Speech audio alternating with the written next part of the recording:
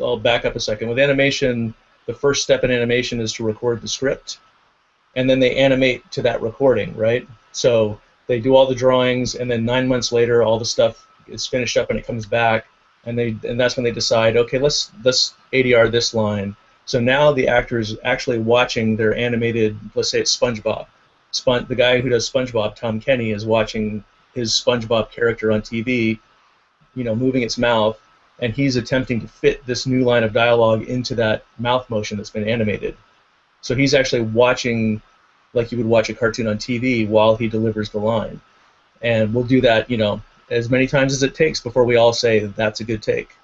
And of course it has to be not only lip sync, but the acting has to be correct, the energy has to be right, it has to sound good coming from the previous line into the ADR and then back into the production sound.